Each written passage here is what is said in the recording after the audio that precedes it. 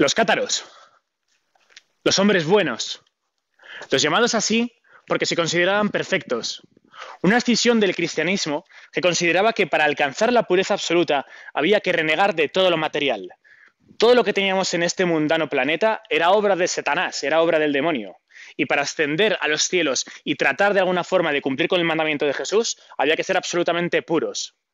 Por eso se convirtió en una auténtica herejía y una auténtica piedra en el zapato para la iglesia de la época. Los cátaros predicaban la abstinencia sexual porque consideraban que todo aquello que fuera material era satánico, incluyendo el embarazo, incluyendo la propia vida. Hoy en día los consideraríamos unos auténticos chiflados. Sin embargo, tuvieron muchísimos adeptos. Así se inició la cruzada albigense, iniciada por Inocencio III, llamada así porque partía de la localidad de Albi. Poco a poco fueron acabando con todos los cátaros. De hecho, se cuenta que en alguna de las poblaciones, en el momento en que el ejército papal llegó a la misma, el comandante le preguntó al representante del papa: bueno, pero aquí hay hombres, hay mujeres, ¿cómo vamos a reconocer de aquellos que sean cátaros a aquellos que no lo sean? Y la respuesta del representante del papa fue: matadlos a todos, que Dios ya reconocerá a los suyos.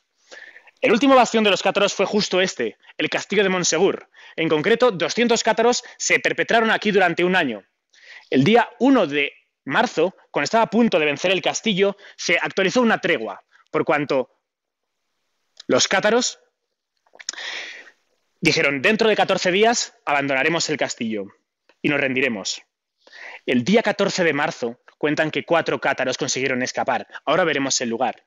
El resto salió por su propio pie tras celebrar el consolamentum, tras celebrar la ceremonia correspondiente con un objeto, el tesoro cátaro, que no tenemos ni idea de lo que es, que fue llevado por aquellos 4 cátaros, y bajaron poco a poco por todo el castillo de Montsegur. Tenían 2 opciones: morir en la hoguera o finalmente arrodillarse y predicar la fe del Papa. Acompañadme y os contaré cómo terminó la historia.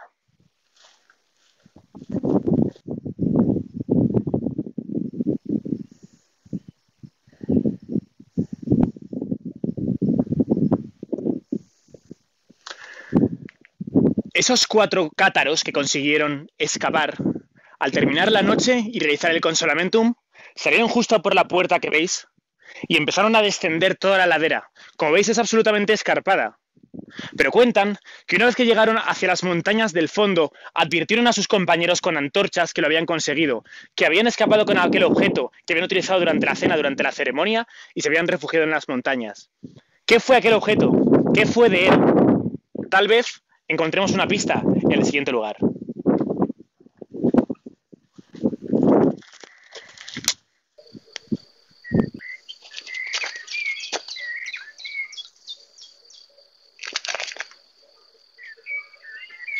Y aquí, el final de la historia.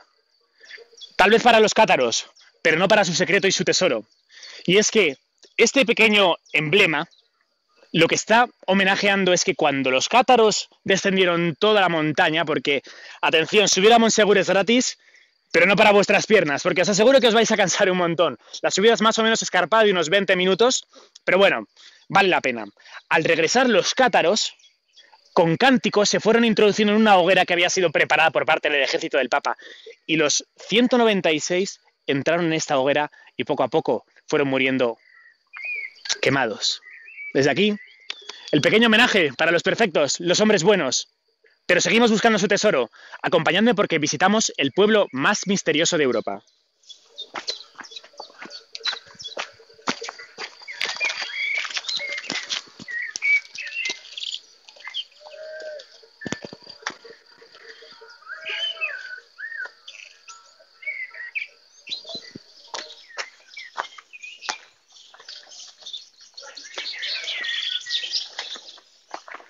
Prohibido excavar en todo el pueblo. Ni zanjas, ni boquetes, no se os ocurra venir con una pala aquí de forma desafiante porque vais a tener problemas. Es que en 1965 se estableció una normativa por cuanto en Rennes-le-Château no se podía excavar absolutamente nada.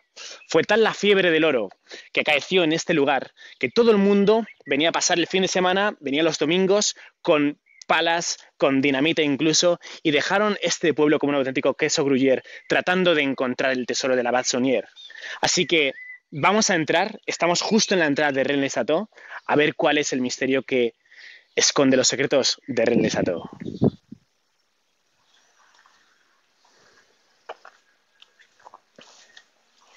¿Cuántos documentales, cuántos pósters, cuántas publicaciones, ¿no? La mítica Torre Magdala. Ahora sí estamos en Rennes-le-Château, así que vamos a relatar cuál es la historia y por qué es un lugar tan misterioso, Rennes-le-Château y todo lo que rodea a este punto. Probablemente, si habéis visto o si habéis leído el Código da Vinci, os va a sonar todo esto. Estamos en 1885. Un sacerdote rural, Berenguer Saunier, es destinado justo a este punto. Algunos dicen que no destinado, sino desterrado, porque en realidad Berenguer Saunier era una patada en la espinilla de la iglesia. Cuando Berenguer Saunier llega justo a este punto, a Rennes-le-Château, lo primero que hace es darse cuenta como la iglesia prácticamente se está cayendo. Así que comienza a restaurarla, a repararla junto con unos albañiles. Un día por la noche, en una tormenta, empieza a desplazar un pilar visigótico que sostenía el altar y dentro del mismo haya una serie de pergaminos, una serie de documentos. Con esos documentos iría a hablar con el obispo de Carcassonne, finalmente llegaría a París, donde estaría varias semanas, y realizaría cosas un poco excéntricas para lo que sería un sacerdote normal. Por ejemplo, adquiere varios retratos, una copia de la pintura de Poussin, Los pastores de la Arcadia, y regresa de nuevo a Rennes-le-Château. A partir de este momento le empiezan a llover cantidades ingentes de dinero de toda Europa, empieza a recibir transacciones económicas absolutamente impresionantes. De modo que reforma completamente su iglesia, se construye una mansión Villa Betania y reforma todo el pueblo. Hasta de hecho se compra un coche y la primera carretera que construye desde la base de la ladera hasta Rennes-le-Château es simplemente para él, para poder conducir el coche que se había comprado. Durante el resto de su vida va a ser acusado, por ejemplo, de vender misas, de realizar usura, de realizar determinadas transacciones y operaciones financieras, económicas, que le harían más rico y poderoso. Ahora bien, el problema es, ¿qué es lo que realmente encontró Berenguer Saunier en el interior de ese pilar visigótico? ¿Qué es lo que detallaban esos pergaminos? Tenemos varias hipótesis. Si habéis visto el Código da Vinci, como os comentaba al principio, probablemente habréis oído esa historia de que Jesús yació con María Magdalena y fruto de que fueron marido y mujer, llegó una hija. Una de las hipótesis es que lo que contenía esos pergaminos era el linaje de Jesús desde el momento de su fallecimiento con su descendencia hasta la actualidad. Evidentemente esto sería una herejía y es lo que finalmente es recogido en el Código da Vinci. Otra de las hipótesis, cuando los romanos a manos de Tito, cuando Tito se encontraba en el poder y conquistan Jerusalén, consiguen robar todo el tesoro de Jerusalén, todo el tesoro del Templo de Salomón.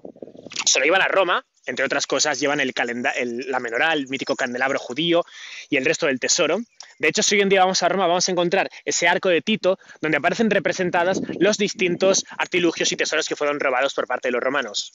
Finalmente, los visigodos, cuando Roma se encuentra en una época de vacas flacas, roban a su vez ese tesoro judío y se lo llevan justo a esta parte, a la parte del sur de Francia, la parte del Languedoc. Así que quién sabe si lo que en realidad encontró Berenguer Saunier fue una especie de mapa del tesoro que le conduciría a ese tesoro de los visigodos. Sabemos además que Berenguer Saunier, en el momento en que consigue esos documentos, por las noches pasa horas y horas en el cementerio de Rennes-le-Château. Cambia distintas lápidas de lugar, incluso borra determinadas inscripciones en las lápidas. Y es que hay quien piensa que debajo de una de esas lápidas es donde encontró el tesoro, donde encontró ese secreto que le hizo rico y poderoso. Ciertamente, no tenemos ni idea. La última de las hipótesis todavía es, si cabe, más exagerada. Y es que, como vamos a ver a continuación, porque ahora vamos a entrar dentro de la iglesia, uno de las etapas del Vía Crucis donde vamos a encontrarnos es a Jesús entrando, o quién sabe si saliendo por parte de los apóstoles del sepulcro. Le están sacando el sepulcro porque se ve una luna llena y Jesús tuvo que ser enterrado antes de que se iniciase la Pascua judía. Así que quién sabe si el cadáver de Jesús fue algún tipo de reliquia. No tenemos ni idea. En realidad, Berenguer Saunier lo que hizo fue tratar de chantajear a la iglesia o a alguien con el secreto que había recibido, o lo que hizo fue venderlo. No lo sabemos. El caso es que tenemos un sacerdote cuyo salario normal era de unos 6 euros al mes y realizó una serie de inversiones y de gastos aproximadamente de 3 millones de euros. Y aun vendiendo misas, esa cantidad no cuadra. Rennes-le-Château, el pueblo del misterio. Acompañadme a la misteriosa iglesia donde Berenguer Saunier encriptó su mensaje. Vamos allá. Así, entramos en la iglesia. Santa María Magdalena. Y es curioso porque en un principio su nombre era Santa María Magdalén, pero al pasar por Toledo, Berenguer Sonier le cambió el nombre, en español, Santa María Magdalena. Y fijaros, terribilis est locus iste, en el dintel. Este lugar es terrible. ¿Qué pinta esto en una iglesia? Nada más entrar, nos encontramos con la figura recién decapitada de Asmodeo, el guardián del tesoro de Salomón.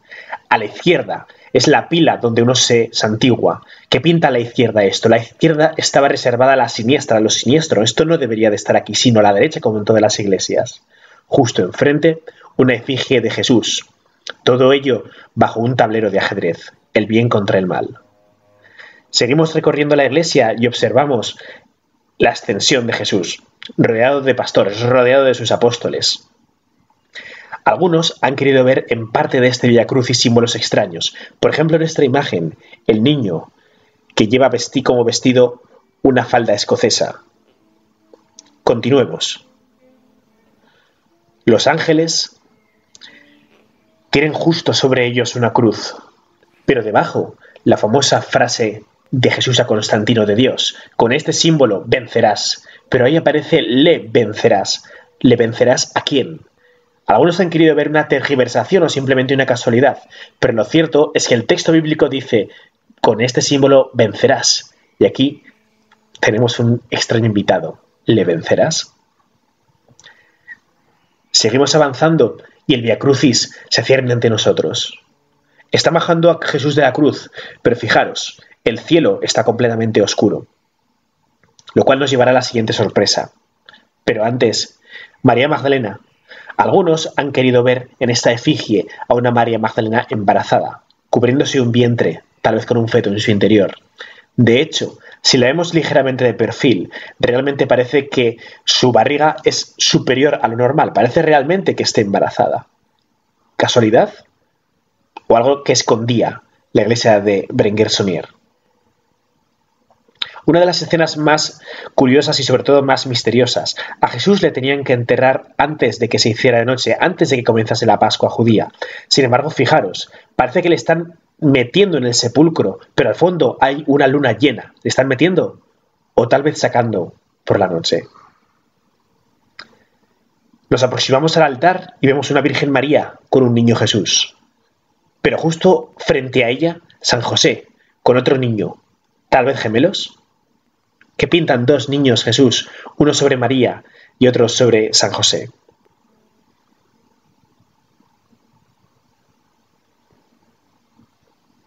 Las distintas escenas del Vía Crucis se ciernen a lo largo del resto de la iglesia de Rennes-le-Château. Cuentan que el tamaño de estas escenas es superior al de otras iglesias en las que encontraremos Vía Crucis análogos a esta. Nadie ha sabido por qué. Poco a poco vamos abandonando la iglesia de Rennes-le-Château, la iglesia de Santa María Magdalena. De nuevo, Jesús siendo adorado, bajo un manto de estrellas, bajo un manto de obras que recorren la inmensidad de esta iglesia. ¿Quién sabe los tesoros que hay debajo de ella, debajo de la Torre Magdala, o en este pueblo todavía, donde hay mucho que excavar en Rennes-le-Château? Pero hay que continuar.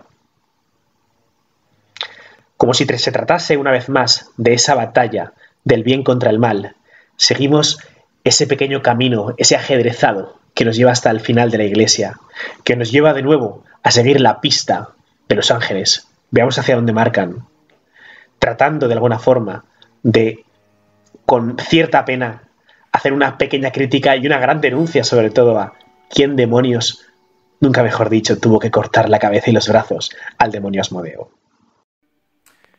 Esta es la ostentación en la cual vivía Berenguer Sonier. Nos encontramos en Villa Betania, una de las salas de simple recreo para rezar, para hacer sus cosas.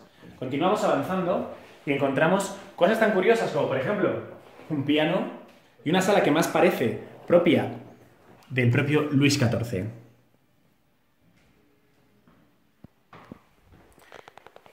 El sacerdote Berenguer Sonier tenía un sueldo aproximado más o menos de unos 6 euros al mes de la época. Sin embargo, hoy sabemos que su fortuna llegó hasta los 3 millones de euros. ¿Cómo lo consiguió? Este es el pilar visigótico en cuyo interior se encontraban los pergaminos o el mapa que hicieron al abad Saunier rico y poderoso. Fijaros cómo se encontraba situado el pergamino correspondiente en su interior. Ahí estaba. ¿Qué contenía? Ese es el principal misterio del abad Saunier.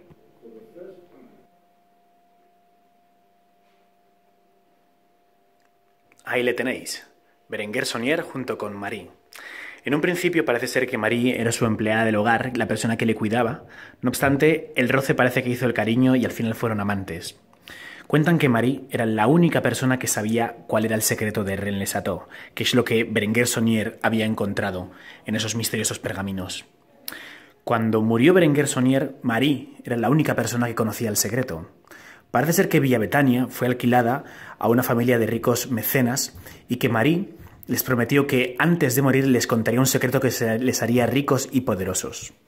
Antes de esto hay que decir que Marie vivía en la inmundicia, porque si bien es cierto que ella tenía todo el dinero, cuando el gobierno francés obligó a que se cambiasen los francos antiguos por los nuevos, había que declarar cuál era el origen de dicha fortuna.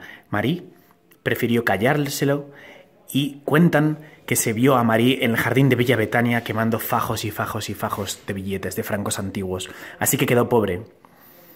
Finalmente, antes de que Marie pudiese revelar el secreto a los mecenas que habían comprado la casa de Villa Betania, cuentan que le dio una embolia y falleció por la misma sintomatología que su amado Berenguer Saunier, perdiéndose así el secreto para siempre.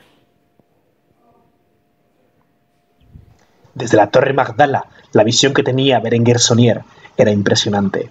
Mira.